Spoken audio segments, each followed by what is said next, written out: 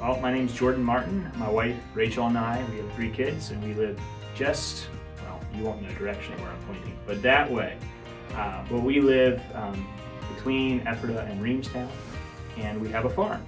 And so we enjoy growing things, and I work for an ag company. And just always enjoy growing things, being outside, and that's how we got connected here.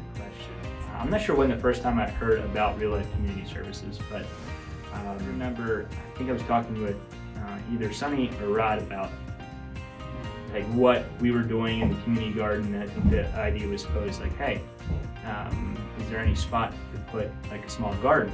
And that's when we really got to know Real Life a lot better. Well, so what we do at the community garden in partnership with Real Life is I grow some vegetables. I just put the seeds in the ground, the plants in the ground, and then everybody else comes alongside and helps take care of it and make it grow and also pick.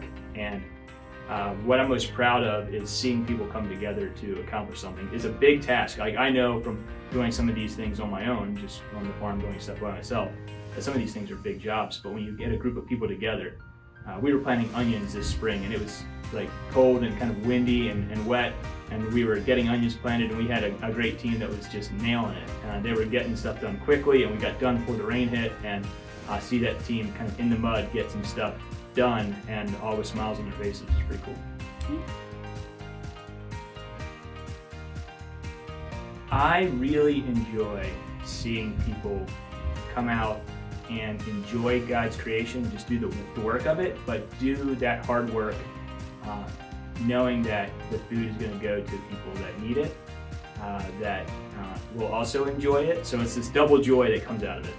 And that's exciting for me. And watching people really get passionate about that is really neat. So I'm just somebody that can kind of facilitate in a way, kind of like Real Life does. I get to be a small part of facilitating that with others that come volunteer too.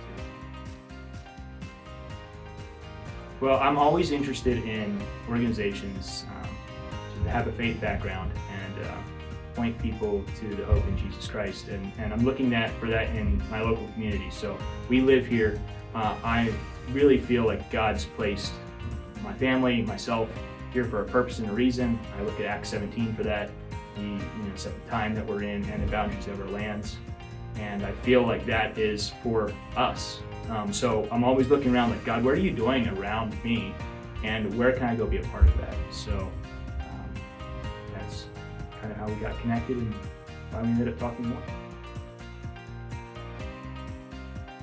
My wife and I and our family have been looking for ways that, just observing how God's working. And so that confirms for me one of the reasons why God's planted us here. I get to explore what that is every day. He reveals more and more of that every day, why He's made me, why He's put me in this time and place that I'm in. But you get to see some of that. So you get to see kind of my background and my education and my experience come together with a need and come together with people that are willing to come alongside and help. And you just start to see these pieces come into place, and it just gives you a small picture of how God is sovereign over all these things, and He makes it all come together, which is awesome to see. I think there's always been need out there of people that don't have the access or ability or just the ability to get good quality fresh produce. I think food banks, for instance, it's easier to get some cans on the shelf, but good quality produce is harder to do.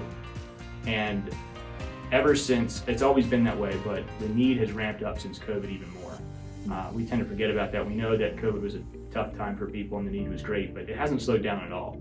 And so we don't see that slowing down. I'm a part of a couple of other organizations that are looking at that same thing, addressing people's food insecurities and needs. And it's really, really amazing in a kind of a tough way when you realize how big the need is. So providing good, healthy, nutritious vegetables and fruit to people that need it directly fills a need that we have in our local community.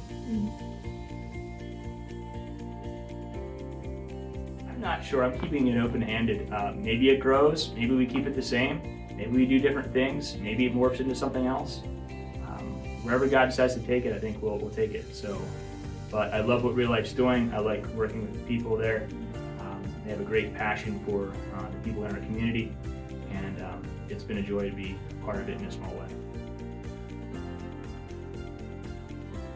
You're looking for somewhere to volunteer and connect, Real Life's the place to go. The staff's been great. They are very good at bringing people together and organizing, and they have a huge heart for the community. And if you're in this community, if you're here looking to volunteer and being a part of what makes this community special, and getting to discover a little bit of why you're planted here, I think is something that Real Life can kind of point you to. And so take the opportunity to volunteer at Real Life.